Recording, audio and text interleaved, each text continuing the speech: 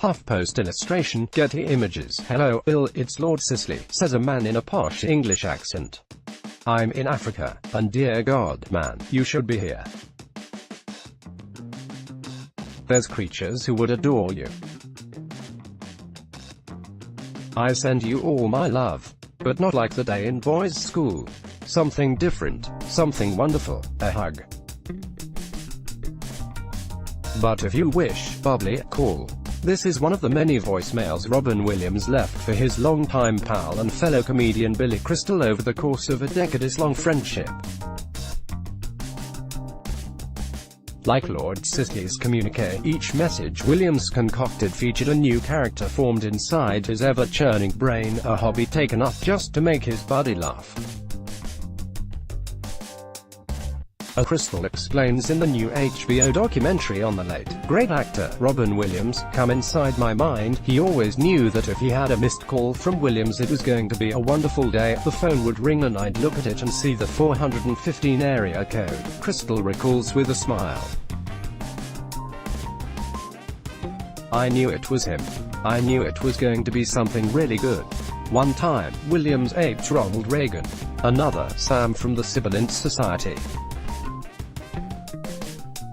So, when Williams underwent heart surgery in 2009, Crystal returned the favor by leaving him a dozen voicemails from Benny the Valve Guy, a mechanic character who supplied the valve for Williams a day and a half after his procedure. Crystal says, and he was in pain and had just gone through this massive surgery. He called me. Oh God, oh, hilarious. You know, can I talk to Vinny? As the friendship really grew and grew, we kind of needed each other more. Kevin Winter via Getty Images. Actors Billy Crystal left, and Robin Williams at the premiere of Magnolia Pictures' World's Greatest Dad on August 13, 2009, in Los Angeles. Come Inside My Mind, director Marina Zenovich told HuffPost that she heard about the voicemails from an assistant of Williams' longtime manager, David Steinberg, who was helping her and producer Alex Gibney secure old footage and audio of the comedian. So I chased down Billy to get the messages and it took a while, but one day they appeared on my phone, Zenovich said, her initial excitement still oozing through the phone. It's like, are you kidding me, they were just so wonderful and showed the fun they had.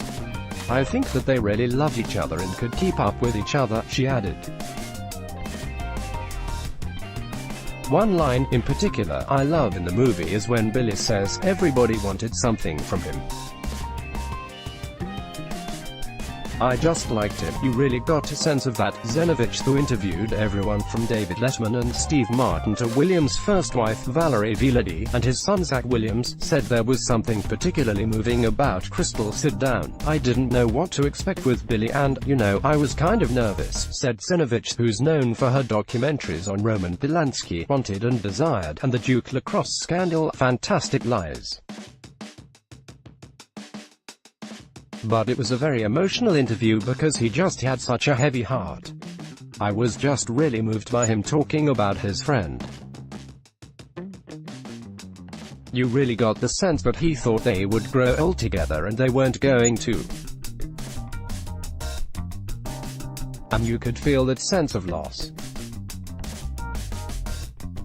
That was just very intense. On the whole, her documentary centers around memories from the people who knew Williams best, along with anecdotes from the man himself. Come Inside My Mind is almost fully narrated by the Oscar-winning actor. His sketches and candid interviews with celebrity interviewer Lawrence Grobel form a through-line in the film. It's powerful, funny and, well, extremely sad. It's a bittersweet experience for the audience, and for Zenovich, who recounted her time making a film about everyone's favorite comedic genie in the conversation excerpted below. Jeff Kravitz via Getty Images. Billy Crystal and Marina Zenovich attend the Los Angeles premiere of Robin Williams' Come Inside My Mind, from HBO on June 27th. Why Robin, and why this portrait of his life?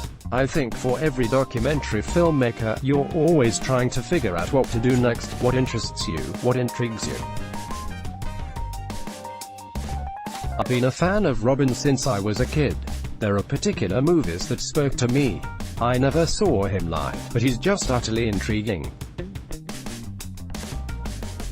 His mind was just something that was a gift from God. So basically I decided to make a film about him, and there were two competing projects and we merged. And here we are. What were these competing projects? Alex Gibney was making a film and I was making a film. Alex is an old friend and a mentor, and so it was kind of one of those, are you making a film about Robin Williams? I'm making a film about Robin Williams, so we decided to merge, and he was the producer and I was the director. Alex is someone who I've gone to for advice through the years. Documentary filmmakers are all kind of a similar breed, we try to help each other. Do you find that there's a lot of overlap, especially in the documentary world, when you want to be current and cover topics that will interest viewers at a particular time? Yeah, it's hard because when things are happening, you're kind of like, oh my god. I should be making a documentary about this. Or it's either you need to do it super fast or you need to wait a while, you know. So when you and Alex came,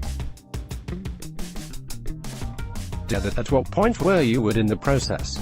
I was at the beginning and I think Alex was not even at the beginning, so it was perfect timing. I don't have a big production company or anything, so it was hard at first. It was during a time when the Williams camp wasn't interested in doing anything, so it took some time. These things always do. His mind was just something that was a gift from God. Marina Zenovich on Robin Williams. I'm sure you reached out to his widow, Susan Schneider, and his second wife, Marcia Garces, who weren't in the film. How did that feel when they said, I don't want to be a part of it? Yeah. There was a time when my specialty was making films about people who weren't in them. And so I'm kind of relentless for chasing people down and trying to get them to be in the film. I did that with Williams' close friend Bobcat Goldthwait. He really didn't want to be in it and I respected that. With Marcia and Susan, I reached out to both of them. Both of them didn't want to be in it. Neither did the two younger children, and it's a little different in that I really respect that. I respect the need for privacy and not wanting to talk about it. It's hard, but you get over it.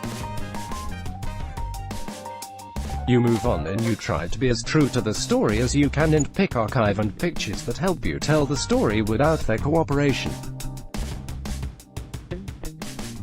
You ended up interviewing a lot of incredible people from Robin's life. When I reached out to Robin's first wife, Valerie Viladi, she put me in touch with people. First, you reach out to people and either they're okay with you or they're not. If they are and they like you, then they connect you with other people. Boston Globe via Getty Images. Robin Williams performs stand-up comedy during a fundraiser to benefit John Kerry's Senate campaign at the Wang Center in Boston on October 23, 1990. You really shine a light on Robin's personal life through interviews with his close friends like Eric Idle and Billy Crystal, who shares those great voicemails. One of the great things about doing the film with the estate was that Robin's manager was able to help us get some interviews with David Letterman and Billy Crystal. You want these people to kind of be there to tell you about what it was like in the 70s when they were all starting out. David Letterman talks about that and he says, it was the best time of my life. And you really feel like you're capturing something that people love, you know, and getting Zach, his son, was invaluable, because he could speak to being the child of Robin Williams. If we didn't have him, we wouldn't have that. He's so thoughtful and well-spoken and really seemed to understand his dad so much. I was really pleased that he was willing to talk to us. The archival stuff you used of Bobcat, for example, helps viewers understand what really was going on with Robin's diagnosis of Lewy body disease. Totally. I mean, it's like who was going to say that? We didn't have Robin's widow saying it to Robin's son, so I thought Bobcat would be perfect, because he talked about it in an interview and he was close to him. So you make these choices as you go along, and sometimes when you don't get interviews, you end up finding a way to make it work. I love that the film focuses on Robin and his career and not too much on his death.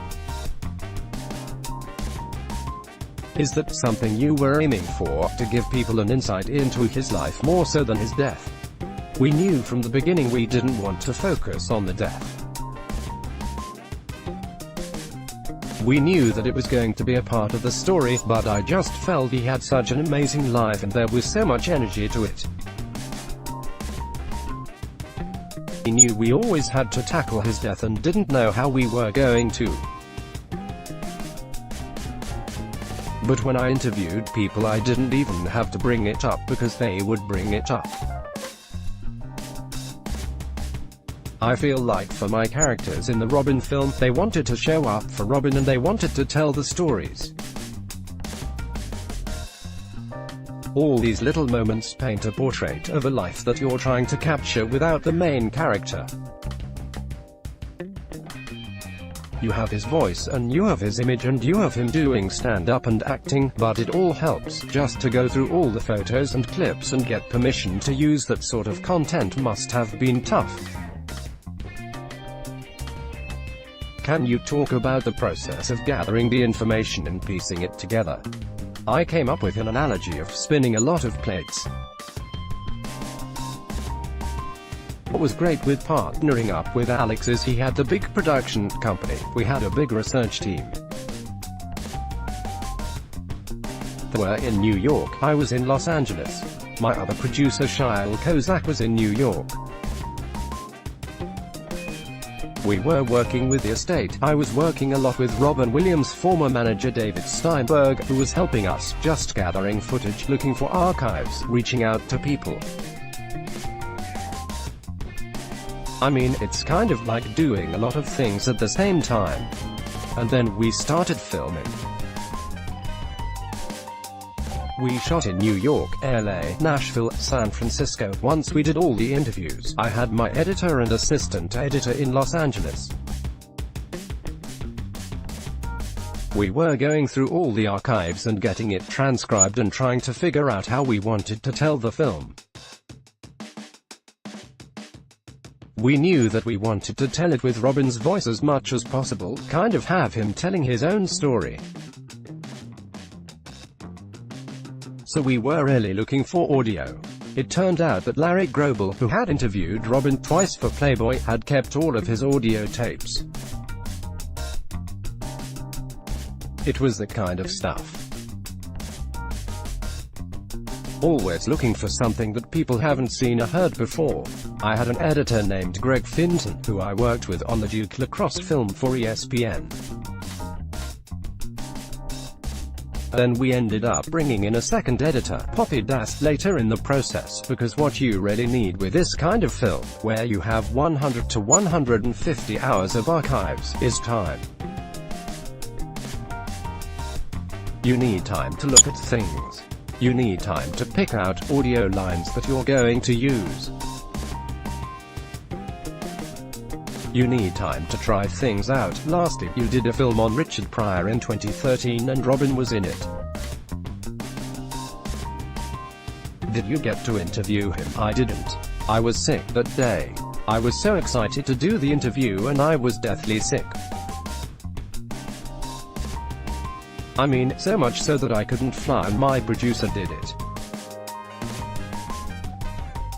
I felt like that was a missed opportunity and I wonder how this film would have been different had I met him.